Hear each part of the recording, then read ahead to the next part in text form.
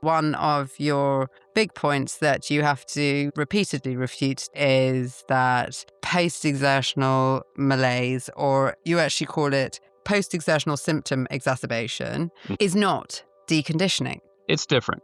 We've done the physiological studies, we've analyzed the symptom responses, and it's just different in all ways. It's different from the perspective of the signs and symptoms that people report following exercise and how long they report them. Our participants had not only a greater predominance of the signs and symptoms that you normally would expect in terms of fatigue and weakness and muscle burning and so forth, but they also had really unusual signs and symptoms that we would not have expected in someone who's deconditioned, like cognitive dysfunction and sleep disturbance and signs and symptoms of viral reactivation in response to an exercise stressor. So just a wholesale difference in that symptom pattern that really is the cause of so much misery and disablement. Welcome to Make Visible, the podcast shining a light on complex chronic illness. I am your host, Emily Kate Stevens.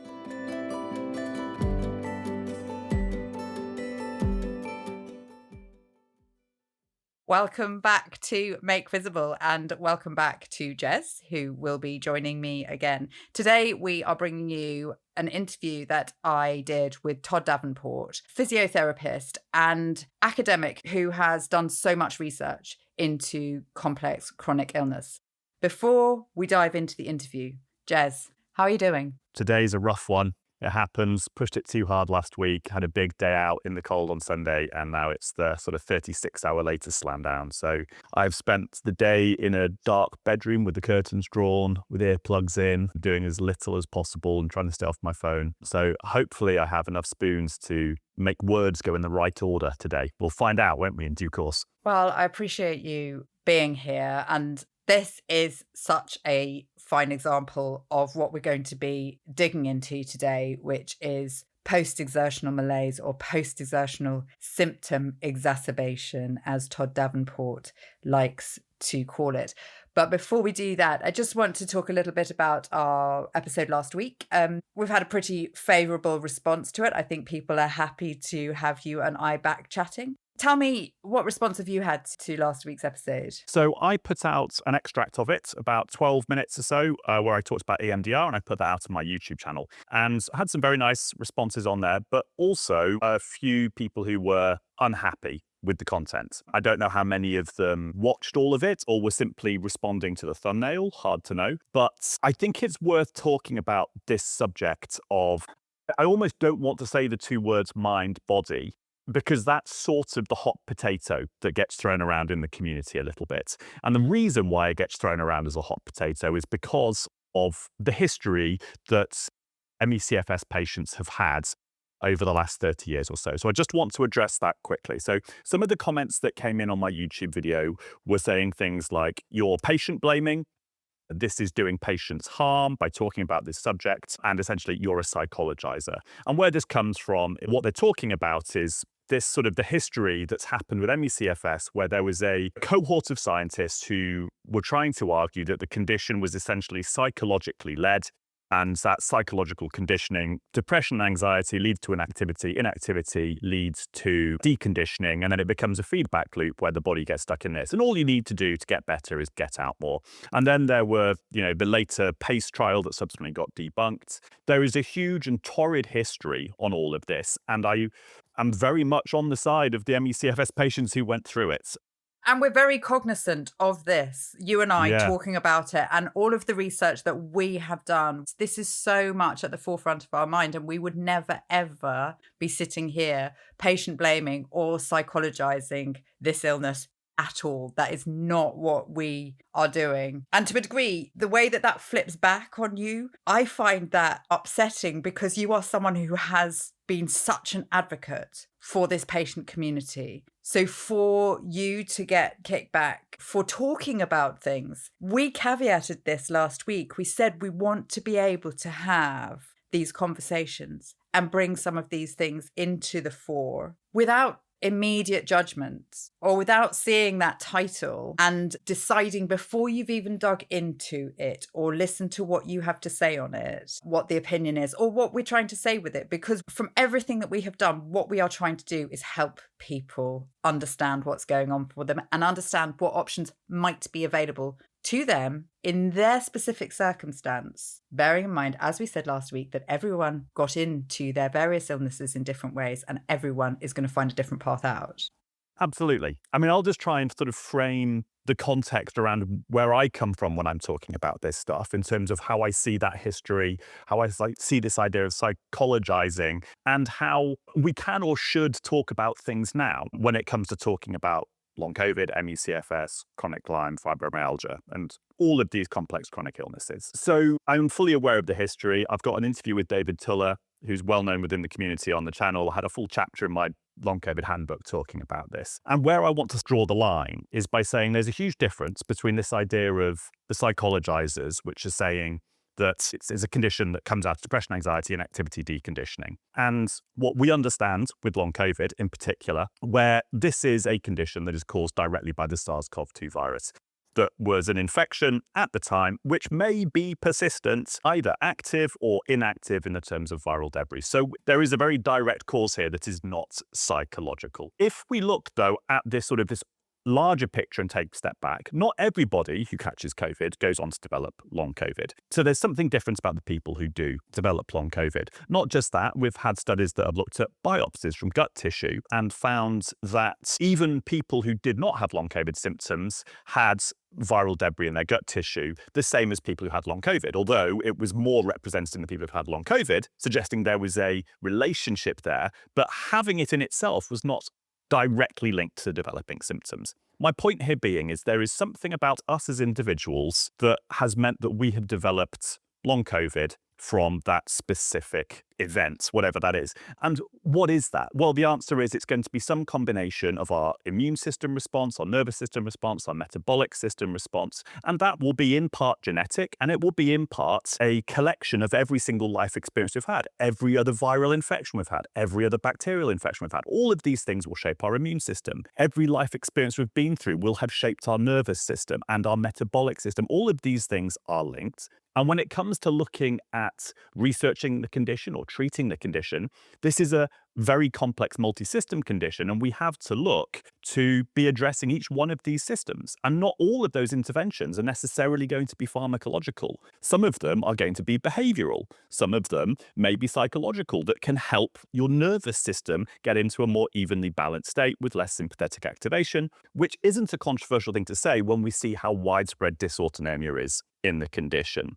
So where I'm coming from in this, and when we talk about this, it's almost become toxic, the expression mind-body, to some in the community, I think, is more about looking at this whole picture and saying, yes, this is caused by a viral insult that may or may not still be present, and there are very complex reactions from that. But how we deal with this, we have to look at dozens of different ways of trying to deal with this. Not all of those are going to involve a pill. So that's where I think we talk about on this podcast is a very open-minded response to looking at all of these systems of the body, in a sense, which have been affected, and seeing what we might be able to do at this point in time that might be able to improve our symptoms. Yeah, and that involves all kinds of different therapeutic paths. Because we are also talking about if people take supplements or if people go out and get sunshine, if people layer on these different things, it's about improving a base level of health that has then the potential to allow your body to do what it is designed to do. But there is something, as you say, there is a breakdown of barriers, there's a breakdown of cells, there's a breakdown of communications within our neurons, whatever it be, in those people that are affected with these persistent conditions. There are things that you can try. It's what we're saying. There are things that are outside the pharmacological box that we could explore. The body is normally very good at trying to find itself back to homeostasis, right? By that term homeostasis, we're talking about that baseline, that equilibrium, when you are balanced and your body is actually able to manage itself. It's able to perform the processes that the human body is designed to do.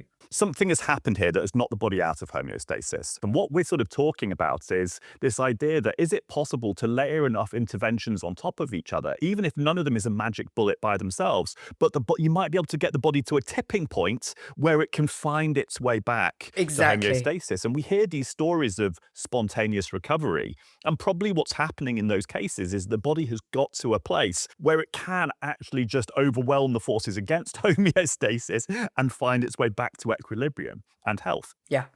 Yeah, absolutely. The other thing that I just wanted to mention from hearing some reaction, look, we are completely open to feedback from all opinions. We're open to feedback from people with many different conditions. But I do just ask that we try to do it with openness and inclusivity and understanding that people like you are suffering from long COVID and approaching it from that position of not full wellness. I had people when I was at my worst levying criticisms at me about me not being ill enough to represent the community. And I'd just like to point out that the only way is that I am able to represent the community is because I am so lucky to not be as bad as other people. So we are all trying. We're all here for the same aim of trying to... We're all in it together. Yeah. We genuinely are. Yeah.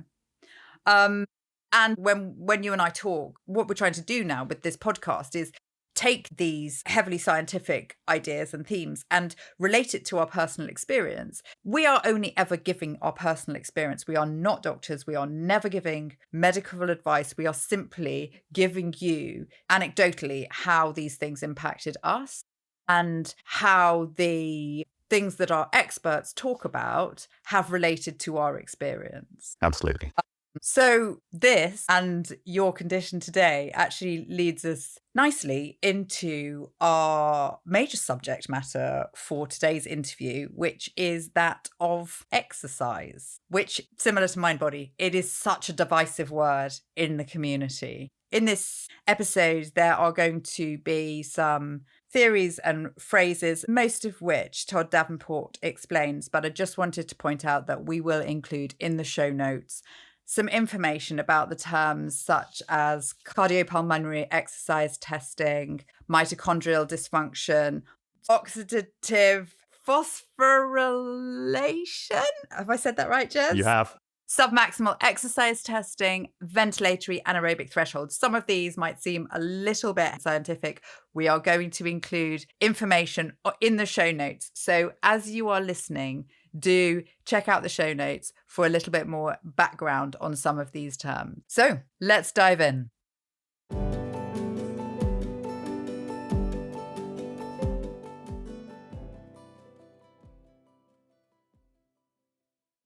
Your role is to improve the quality of life of people. And we are primarily talking about complex chronic illnesses here. Mm-hmm. You have a long history working in ME/CFS prior to long COVID coming on the scene. Now, I recently did an interview with Amy Mooney, who is an occupational therapist, and she said the same thing, that her primary function was to improve people's quality of life. Would you just be kind enough before we start to, for our patients living with complex chronic illness, explain what your role as a physiotherapist brings to people and how you enable people to improve that quality of life that is different to what people will have heard on the episode with the occupational therapist? Absolutely. And Amy is a close colleague and friend and really does some remarkable work in this space, and have really appreciated the things that she has brought for a long time, especially related to children with ME/CFS and her most recent endeavors with the Bateman Horne Center in terms of the education that she's been able to provide just has been crucial. So as how physios address complex chronic conditions, probably the easiest way to remember it, physio is synonymous with physiology. That is our bread and butter. It's how we were trained, is very much along the lines of the basic sciences. And so the way we approach the world is through that lens of what happens in the body in health and disease, and how in particular we can use exercise to ameliorate or improve either those underlying pathophysiologies or to improve quality of life despite them. Now, obviously, that's fraught in this space. The whole question of exercise and activity is fraught. So often when I introduce myself as a physio, that's sort of strike one. Then when I introduce myself further as an exercise scientist, that's strike two. What I think we should all be cognizant of is if you understand the influence of exercise and activity on the body, then you can therapeutically dial up exercise or activity, or you could therapeutically dial it down in the way of deloading or offloading the body in stress. And I think that's where physical therapists, at least initially, make their chief contributions to people with complex chronic conditions. I think that the word exercise is hugely divisive, and it can be quite contentious within this space. So would you be able to delve a little deeper, because you've a huge history of research? You've previously worked with the NIH. You've got so many academic papers. You're obviously a professor at the university, but you still also have a clinical presence and a hands-on experience with the patient. So when you're dealing with this patient group, what does that term exercise actually mean? You're not talking about necessarily going for a run. Yeah, absolutely. That's actually the easiest way to find these conditions, and a common hallmark of these conditions, which is post-exertional malaise, is to go for a run. So I'll start with a patient story that I hear very frequently, which is I got sick, didn't get better for a while, took me a while to improve. And then when I improved, it was only to maybe 80%. It wasn't quite all the way back. So I decided I can't really live with that last 20%. I've got to do something. And since I'm tired, I'll do what seems to make sense, which is I'll go out to the gym, or I'll go out for a run or a walk or a solid session in the garage there, put in my favorite exercise video and just give it a go. And frequently people in response to that will say that made me sick all over again. I felt worse than I did when I was sick. Or for example, people with long COVID will say, I swear I had COVID again in response to that. That's exactly Right? my experience. Yeah. So as you mentioned, exercise is very fraught. There's a whole science behind this, probably one of the few areas of science that's been replicated pretty repeatedly in ME/CFS, and beginning to see the same types of studies in long COVID, and crediting my colleagues at the Workwell Foundation, Stacy Stevens, Jared Stevens, Mark Van Ness, and Chris Snell. We've been working on a paradigm called the 2-day cardiopulmonary exercise test for a number of years in order to really understand the effect of exercise on the body. And what we're seeing are some characteristic reductions in the body's ability to use oxygen to burn fats and sugars as part of complex chronic conditions. And we think that has to do with the activity limitations that we observe, and also the corresponding inability to exercise, and also the signs and symptoms that we see after people exert. This is obviously work that you've been focusing on for a long time, but actually you started this with the Workwell Foundation in about 2022, that this specific piece looking at the abnormal response in post-exertional malaise. And was it then that you tried to give it a clear definition of that post-exertional malaise? Or was that even prior to that? This methodology actually dates back to the 90s, when music was better and life was less complicated. My kids are blown away that they would just play cool music on the radio for free instead of Spotify. It was at that time that Stacy was a master's student here at Pacific. And she is a person who lives with ME, trying to understand her condition through the lens of what she was learning as an exercise scientist. Being a person with ME and an exercise scientist has to be a pretty interesting position in life. Yeah. She was the first person to put herself through a 2-day CPET and identified that submaximal exercise decline that is, not universal, but fairly characteristic in people with post-exertional malaise. So this is work that's been going on for, what year is it? Almost 30 years. Right. And of course, I came later to this. Part of my origin story is that Stacy showed me two CPET reports, and then she insisted they were the same person, separated by 24 hours, and they just didn't look like the same. They looked like two completely different people. And so that was my whole because of what happened as a result of the exercise. Exactly. Yep. Just two look like two different people. You do not expect people to look totally different 24 hours apart. And what are the differences that you observe in that? What does the exercise actually physiologically do to these patients? So what we notice is a decline in the ability for a person to consume oxygen at what we call the ventilatory anaerobic threshold, which is the transition point between the body using oxygen and the body no longer able to use oxygen efficiently. On the second test, we noticed that the utilization of oxygen tends to drop more precipitously and earlier at a lower workload on the second test, suggesting that people are less efficient with using oxygen. And the other thing that we notice is that people don't exert as much torque against the pedals, which we refer to as work rate or workload. And those things happen together. And the thing that's notable about ventilatory anaerobic threshold is that you can't fake it. Peak values, they're a little harder. We've got standard criteria to ensure someone achieves a max test. But the ventilatory anaerobic threshold, you go back and literally plot breath by breath, and you identify it based on a breath by breath plot after the fact. So a person doesn't know that they're going through that point when they're going through it. And do you have any theory as to why that oxygen efficiency changes? So most of our observations are done at the systems level. And as such, we've got a grosser idea of what's happening, but there's only so many things that it could be. Subsequent studies by their groups have sort of drilled in on various aspects that are really interesting. Maybe this has to do with impaired circulation. Maybe this has to do with breathing abnormalities. Maybe this has to do with mitochondrial impairment. The mitochondria aren't functioning properly, so they're not taking in as much oxygen and they're not using as much substrate. And I think when we look at muscle biopsies, even if we start looking at immune cells, this pattern of inappropriate, mitochondrial respiration just keeps coming back again and again and again as a replicable pattern across body cells and body tissues. And so if I had to have a favorite hypothesis, that would be the one. Okay.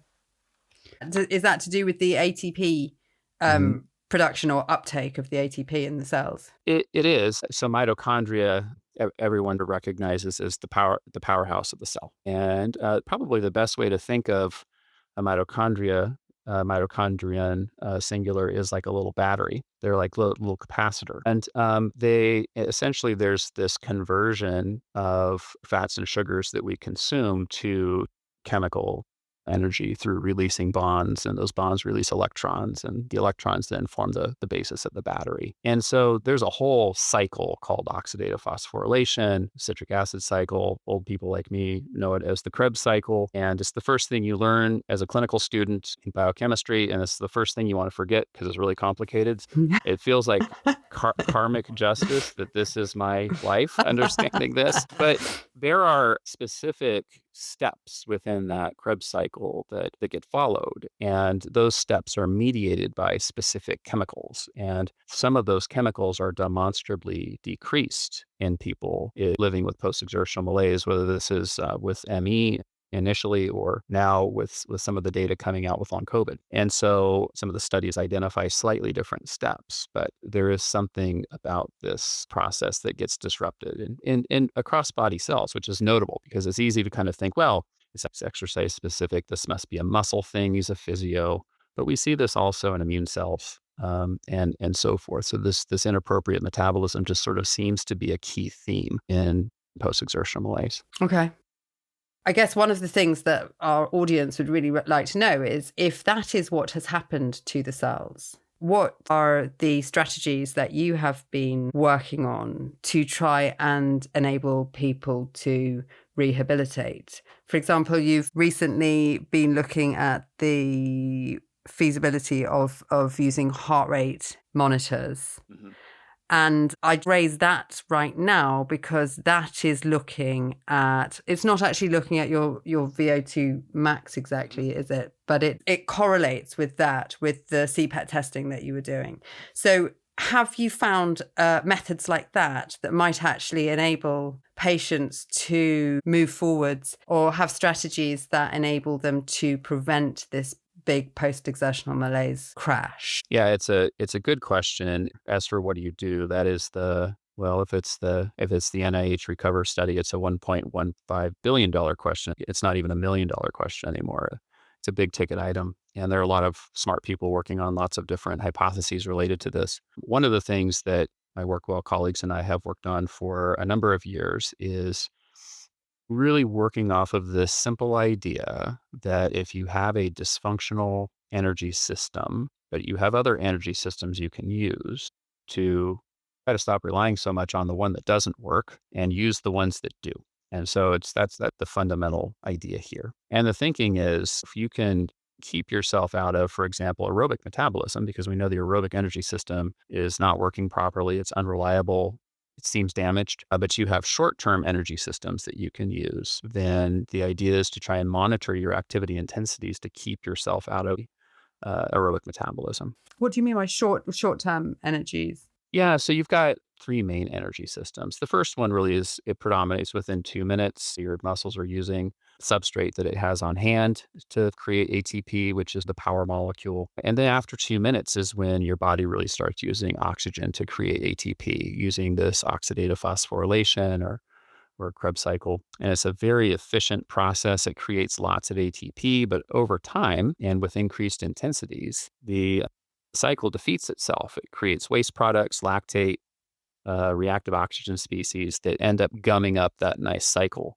And so it no longer is something that's efficient, loses its efficiency. And so then you start to generate so much lactate that your body at the very end starts to try to metabolize that lactate to create ATP, but it actually occurs at a debt, at a cost. And so this is, people don't tend to want to do that for very long because it's very uncomfortable, muscles burn, and so forth. And then that's when you just sort of need to rest. So you do have a variety of oxygen system, or rather energy systems that are active when you're up and moving around. And they're all on together, but you have some that tend to predominate at different intensities and different durations of activity. So the idea is to try and keep yourself out of aerobic metabolism so much because that's not working as well. And you end up at this end of trying to metabolize your lactate, which occurs at a deficit. And so trying to keep yourself within that short-term energy system as much as you can and keep yourself so much, reduce your time spent in aerobic metabolism is the name of the game. Okay. And it would be nice to measure VO2, but you'd need to carry around a computer and a mask and a big tank. And so it becomes very unwieldy to try to do that. And so as a result, we use heart rate in order to serve as a proxy for activity intensity. And so we generally can estimate where you are with regard to the energy system you're using based on your heart rate. A lot of people who are so dialed into exercise kind of know this already. They know that they have a threshold within which maybe they used to exercise a certain heart rate range. And that heart rate range was to optimize your use of aerobic metabolism. And we're just thinking about it the opposite, that we need to stay under that so that you don't use your aerobic metabolism. And for patients with these conditions, you use the resting heart rate and then the ventilatory anaerobic threshold you actually calculate via a sort of mathematical equation rather than pushing people into that. Is that fair to say? Or do you do a sort of testing with people to push them? So of people who have tests, we will use that, the ventilatory anaerobic threshold heart rate on the second test, because they're in post-exertional malaise. And so we have a sense of what their bad day heart rate at that transition zone is. And so we'll use that. And in people who don't have tests for a variety of different reasons, tests aren't for everybody. Doesn't mean they're for no one, but they're not for everyone. That there may not be available. There may not be skilled folks to conduct and interpret them where you live. Then we can estimate using some pretty simple arithmetic. And maybe we can post some guidance there in the show notes. But okay, great. Yeah. But this is I think, if I'm not mistaken, some of the backbone actually of the Visible app is in with this idea. Absolutely. And you did this feasibility study into pacing using the heart rate monitor and actually proved that it was feasible. So your suggestion there is that this kind of tools using your heart rate is actually productive, not just to help people pace, but actually is it able to start alleviating a symptom burden? Yeah, we think it can help improve people's baseline from what we've observed. And by baseline, I mean capacity for functional activities at a low symptom burden. We were able to sort of show this in a case study that we did in 2010. Essentially where we asked a person to maintain her activity heart rates below that heart rate at the ventilatory anaerobic threshold as best she could. And then we retested her in about, I want to say a year. And her cardiopulmonary exercise test measurements actually improved, which is weird because she was actively not exercising. So that kind of broke people's brains a little bit when we started sharing that in response to pacing and no exercise, people with this particular health condition actually can improve their ability to metabolize. And if you think of these aerobic substrates as being used up too early, you're allowing people to sort of replenish and function within a replenished sort of state. Maybe that's not altogether nonsensical after all. There's a lot that's reversed, isn't there? Mm-hmm. So, for example, one of your big points that you have to repeatedly refute to people is that post-exertional malaise, or you actually call it post-exertional symptom exacerbation, is that right? Is not deconditioning. So that's almost a flip as well. It doesn't have the same impact as when someone exercises with deconditioning, because if someone is deconditioned, they exercise and then they get incrementally better. And the trajectory is actually exactly the opposite way around with post-exertional symptom exacerbation. I've seen you write and tell people repeatedly, it's clearly not deconditioning. It's different. We've done the physiological studies. We've analyzed the symptom responses, and it's just different in all ways. It's different from the perspective of submaximal aerobic dysfunction that we've talked about. It's also different from the perspective of the signs and symptoms that people report following exercise and how long they report them. So, an early study that we did comparing, people with ME/CFS compared to sedentary controls suggested that within about 24 to 48 hours, our sedentary controls after a 2-day CPET were basically down to normal. Maybe they're a little sore, but that wasn't a very common finding. Our participants with ME had not only a greater predominance of the signs and symptoms that you normally would expect when someone first gets off that cycle ergometer in terms of fatigue and weakness and muscle burning and so forth, but they also had really unusual signs and symptoms that we would not have expected in someone who's deconditioned, like cognitive dysfunction and sleep disturbance and signs and symptoms of viral reactivation in response to an exercise stressor. So just a wholesale difference in that symptom pattern that really is the cause of so much misery and disablement. Yeah, because that deconditioning tends to just be a physical response. I read that the post-exertional malaise in neuroimmune exhaustion is one of your areas of great interest. I think we have a big disconnect a lot of the time in the medical profession and in the real world between the body and the mind. So can you talk to me, you've just mentioned there about the neurological impact in post-exertional symptom exacerbation. Can you talk to me there about that neuroimmune exhaustion that you see in this and the way that is marked in these conditions? Yeah, there's a huge issue of definitions and terminology. And so I'm afraid that your viewers and listeners are going to tune me out because this sounds very academic, but I promise it has a point.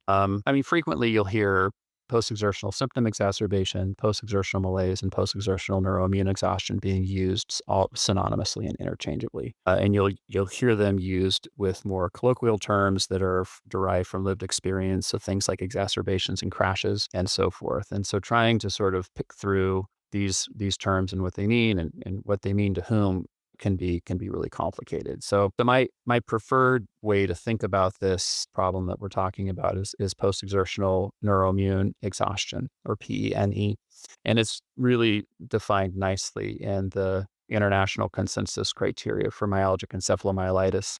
It's a complex structure case definition that I won't go into in great detail, but just to say that the central feature is what's called post-exertional neuroimmune exhaustion, and it has various different characteristics to it. Post-exertional malaise is what everybody calls it.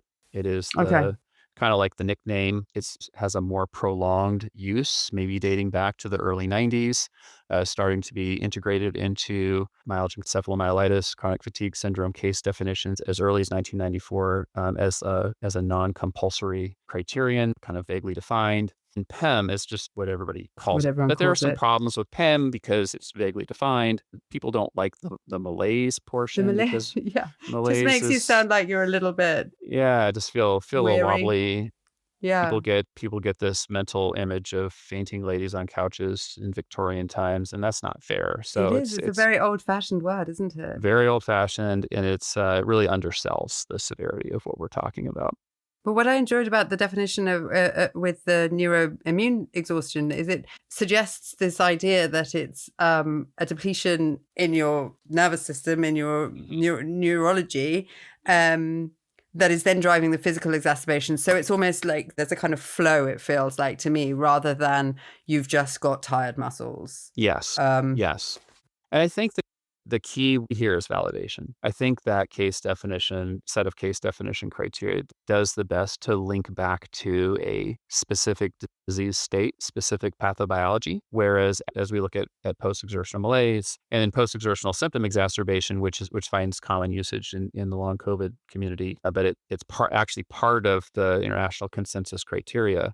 And what it means is that symptoms are exacerbated after an exertion. And that could include a whole host of different things. And so maybe not as specific for the phenomenon of interest, which is where we get into issue of terminology becoming important. And it gives people, I think, as we get into malaise and as we get into symptom exacerbation, it gives people a little bit more daylight to begin to question the underlying pathobiological validity. Yeah. Yeah. On that subject, you have been quite clear to say that ME CFS is not long COVID. Some people with long COVID fulfill the diagnostic criteria now for ME CFS, but they are not the same thing. Could you touch on what you observe as the primary differences in your patients between the two and how we need to keep clear in our classifications or whether we can put people in together? I mean, Yeah. we can't deny that all of the research that's gone into ME/CFS has been absolutely instrumental in us getting this far in long COVID. But I'd just like to hear your take on the differences there. Yeah. Thank you for that.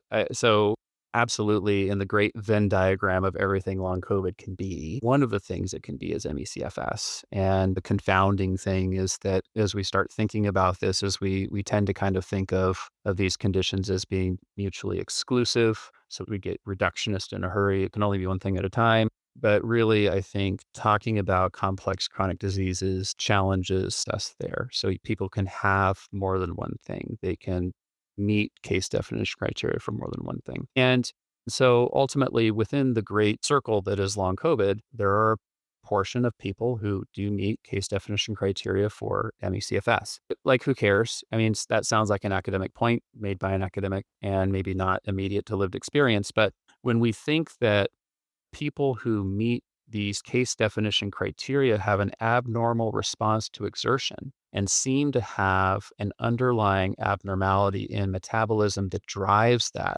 abnormal response to exertion, both physiologically at the systems level and symptomatically, then we really need to think carefully about including everyone into the same bucket when we're doing research. Because I'll just give an example of an exercise study. If I do a study of exercise in long COVID and I'm not really paying attention to post-exertional neuroimmune exhaustion, then I'll have a portion of people with post-exertional neuroimmune exhaustion and I'll have a portion of people without. And those portion of people without may respond favorably to the exercise, whereas the folks with post-exertional neuroimmune exhaustion do not. And so my overall finding might be that the exercise is helpful. If I look carefully at the subgroups, I might find actually people who are harmed. And I will say that that's not a new lesson. We've learned that already when we lumped together people with idiopathic chronic fatigue with people who have, again, post-exertional neuroimmune exhaustion. And we've come to some pretty erroneous and harmful conclusions about the effectiveness of exercise in ME that I kind of fear that we're making the same mistakes in long COVID, and not just specific to exercise, but throughout the studies that we're conducting now. And it's an interesting point, this idea of when you have more than one thing, because there are so many comorbidities in these conditions. And it's actually, again, earlier this year, just to give people an idea of the scope of your work, that you were involved in something looking at exercise in POTS? Yeah, a couple of different works. We did systematic review and then also a case study.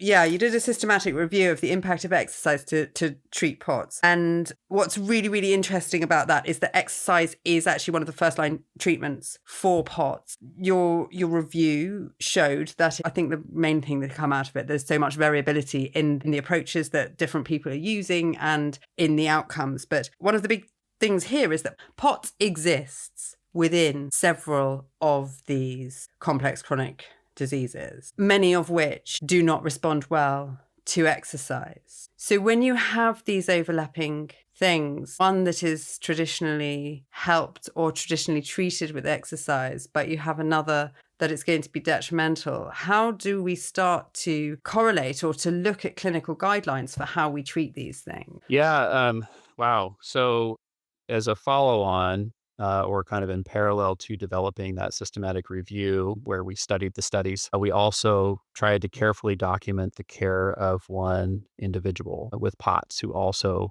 met case definition criteria for ME. So she had signs and symptoms of post-exertional malaise.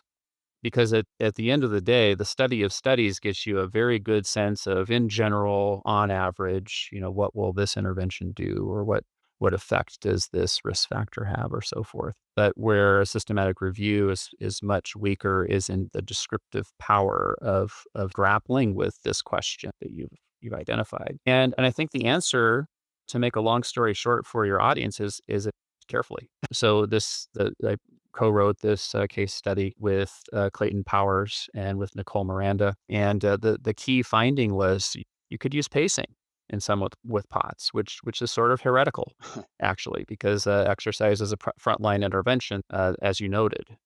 But, in people who don't have a favorable post-exertional response that you can chalk up to post-exertional malaise, you actually can get some symptom benefit from other types of interventions, stockings, salt loading, IVs as needed, so Yeah. forth, treating some of the other comorbidities that surround, and building some. Now, in that case, the patient got to be feeling better enough that there was this shared informed consent that she wanted to try some exercise, and things got a little bumpy in terms of introducing the exercise and triggering post-exertional neuroimmune exhaustion. And so then it was an issue of backing off instead of continuing to progress. And so it's this nonlinear use of activity that I think it kind of flies in the face of how we normally think about the body adapting, because we know that the body does not adapt normally, and starting to think maybe a little bit differently in the case of people who have abnormal exertional signs and symptoms, regardless of what the literature has to say about, on average, how you might begin to take care of folks. It's such a challenge, though, isn't it, clinically? Because actually, every person that I speak to and many of the examples that you've given today, it just shows how individualized an approach we need to every single person, particularly when you're dealing with those comorbidities. But also because so many of these conditions have such variable symptom sets that there's not one size fits all at all in terms of how you respond to it. There is no cookbook. I think you just nailed it. Yeah, no one size fits all approach. Your work is just prolific, but one thing I wanted to put out there to our audience, what you would like to do with these energy systems is for us to apply our knowledge of first aid to look after ourselves in these situations the way that you would, and the analogy you used was the way that you would with a broken bone. So if you've got a broken bone, you have your first aid treatment, you have the way that you deal with it. And actually, instead of pushing people to try and just get well in a vague way, you would like to try and implement a system where we apply that same idea to these conditions. Can you tell me about that? Yeah, absolutely. And thanks for the chance to talk about it. The energy system first aid concept is really just taking these principles of first aid and looking at them through the lens of the body's metabolism. You wouldn't push a person with a broken bone because that will make it worse. Ask me how I know. So what you do is you essentially immobilize. There are secondary consequences to the immobilization. Things get tight, things get weak, but the focus is trying to restore the capacity of that bone to take on load. And once that bone can take on load, and you don't have to immobilize the bone anymore, then you undergo a period of more restorative, more traditional rehabilitative interventions. Now, that period of immobilization can depend on a lot of things. It depends on how long the fracture heals. And if it doesn't heal, guess what? You stay immobilized in some way, shape, or form. So, really, whether and when you pass into this more restorative phase, rehabilitative phase, really depends on the body's initial response to the fracture. And so, if you have a situation where your body is not responding in the manner of improving baseline in response to pacing, obviously we're not pushing you to exercise. But it does leave room for the people in whom eventually they feel like a little exercise could be helpful and restorative, that underlying metabolic issue has begun to resolve sufficiently that they would like to get in a walk, or they would like to get in some exercise with stretch bands or something like this. And so this construct leaves room for that transition as well. It's such a brilliant construct, though, because that idea that also when you have that plaster cast taken off the broken bone, you don't immediately go on a 20-mile run. Please don't go on a 20-mile run. It's that idea of incremental rehabilitation in exactly the same way that I think that so many of us did not have that idea of really shutting down with the view that once we had done that and done that initial phase of rest and recuperation, that then you would start to rehabilitate. But I absolutely loved that concept. Fabulous. You've given us an overview of everything in here, so it's very, very much appreciated. Well, the pleasure's been mine, and hopefully it hasn't been too much of a ride for your listeners. No, I think it's been absolutely fascinating for them. So I appreciate your time. Thank you so much. I really appreciate it.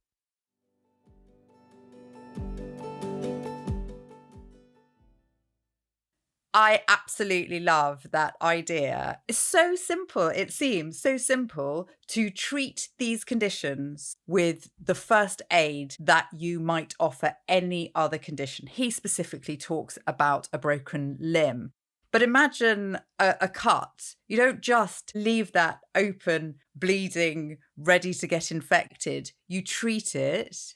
You allow it to heal. Gez, tell me what you thought of what Professor Davenport shared with us. Fascinating, validating.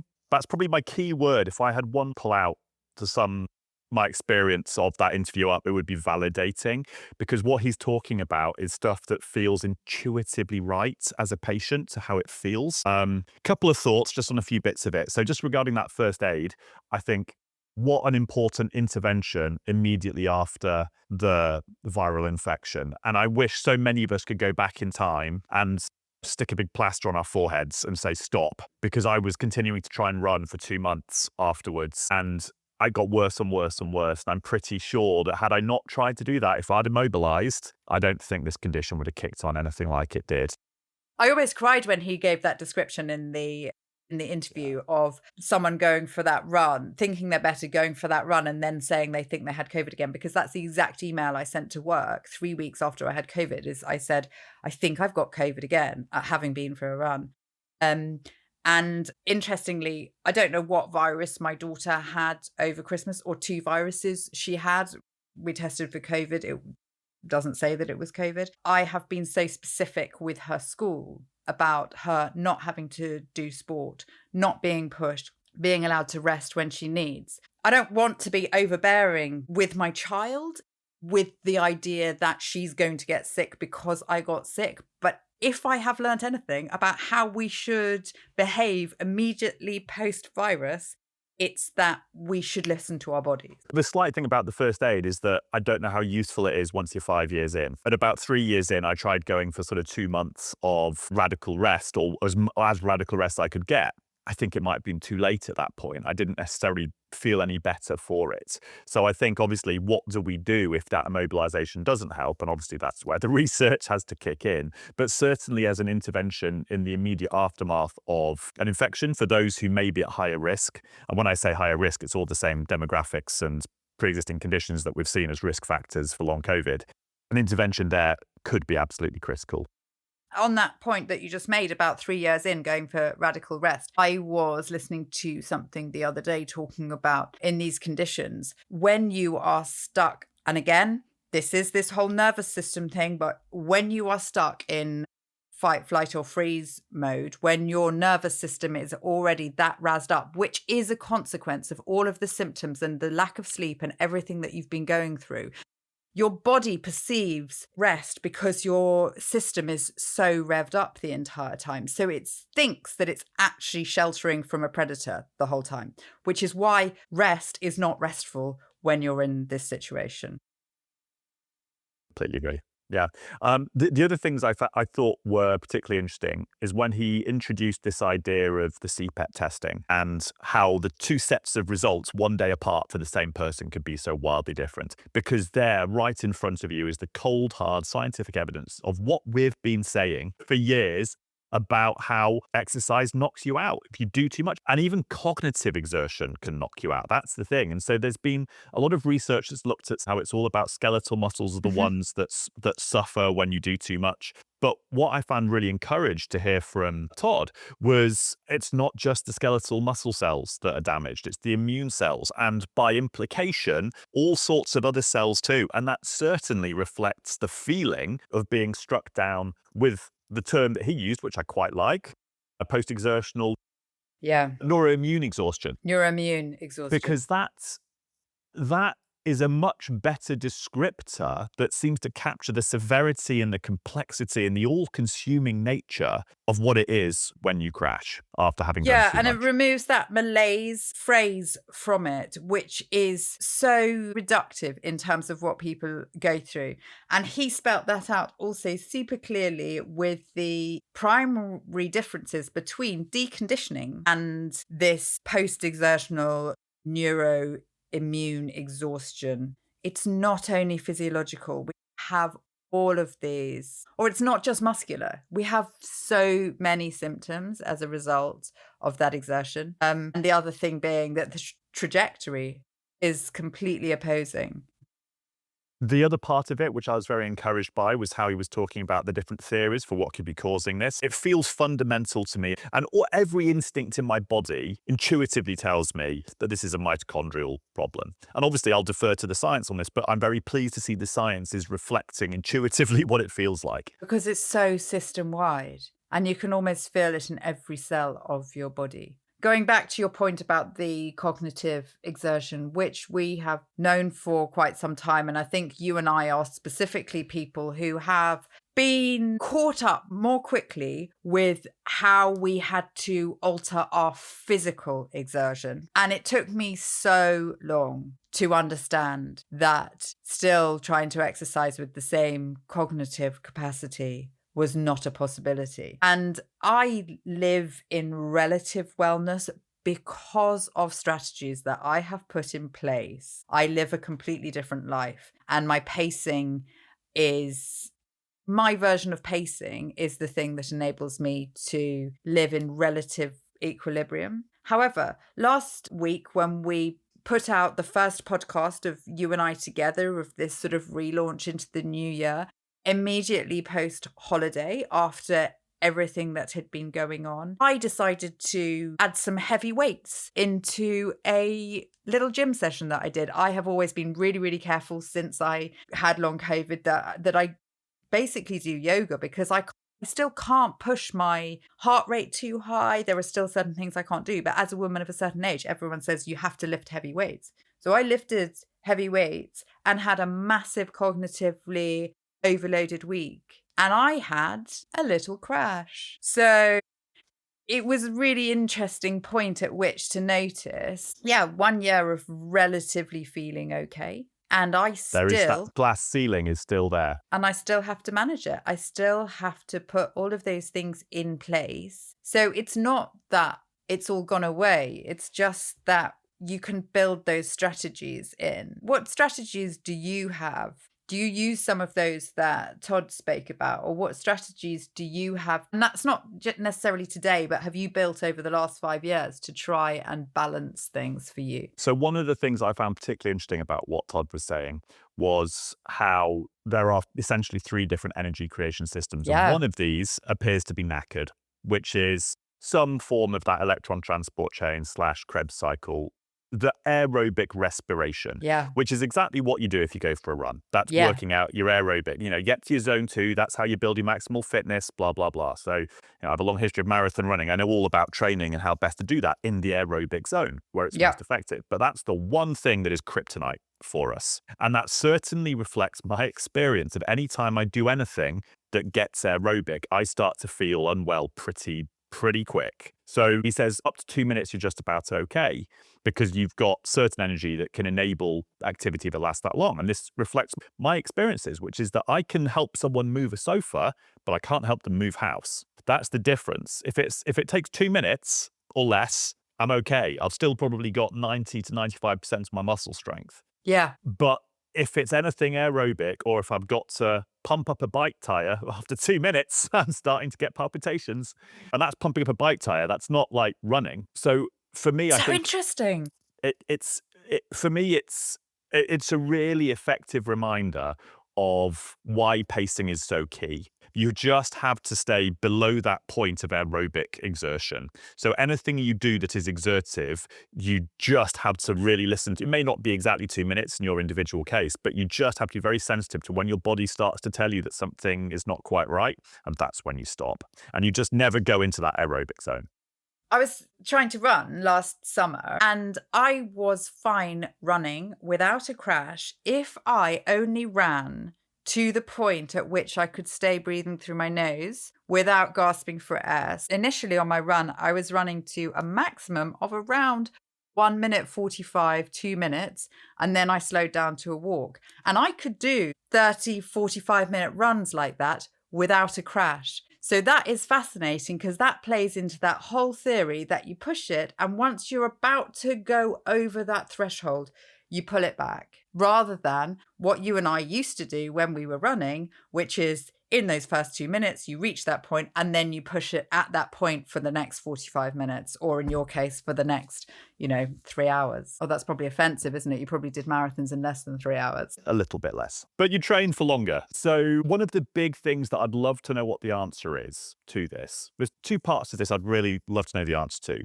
Why does physical exertion lead to this horrific brain fog and cognitive crash along with everything else? What is the physiological mechanism that connects those two? And why is it 24 to 48 hours later that it happens? Both of these 2 things, there's sort of theories around why this might be, but doesn't quite feel like we've got the dart in the bullseye on understanding what's going on with either of those yet. No, but this does link back to where we started this episode today, which is mind-body. This intrinsic link between what is happening in our body and the impact it has on our mind, and vice versa. We cannot still be separating the two. We just can't. There is way too much scientific evidence that, we're one system. You can't live without your brain. You can't. True. So the other point that the Professor Davenport said that I was pumping my fist in agreement with was about how trials are being slightly undone at the moment by not understanding the phenotypes of the people who are going into them. So he used the example of people with POTS. And in principle, exercise is good for people with POTS. It helps train that autonomic nervous system and improve symptoms, but not if they are essentially energy limited and they have some form of ME/CFS. Yeah, and the primary treatment for POTS is exercise based, and I've actually got some interviews coming up on this, but there are multiple conditions: long COVID, ME/CFS, EDS, where POTS is a really predominant symptom, and they are all worsened by exercise. So it's flipping the playbook for a lot of symptom treatment. On that subject, I think what's so key is that with a condition that's as heterogeneous as long COVID, and even within ME/CFS, there are subtypes. how do we make sure that the right people of the right subtype go into the right trials? And this is undoing trials already, famously BC007, potentially undone by poor participant selection for the trial. And Todd referenced, without naming any, that this has been a problem in the research the last few years. And I really hope that almost the most pressing thing for us to do on the research front is just work out what those subtypes are and what are the biomarkers for those subtypes so we can actually categorize people and put them in the right trials. It's a long old process, this. And Todd is not the only one who has said that. There are multiple people that we have spoken to who have said we need to identify these subtypes and separate people out. And even then, you then need to give personalized treatment, a personalized approach. And that goes back to how we started today. Every single person is different. Let's see if we can get some buckets of subtypes in these various conditions. But every single person is going to require a personalized strategy to enable incremental improvement. Thank you so much for joining me again today, Gez. We would love to hear what you thought of this conversation, what you thought of the subject matters that we have raised. And we look forward to being back here with you again soon. Thank you. Thank you, and look forward to chatting again in a couple of weeks.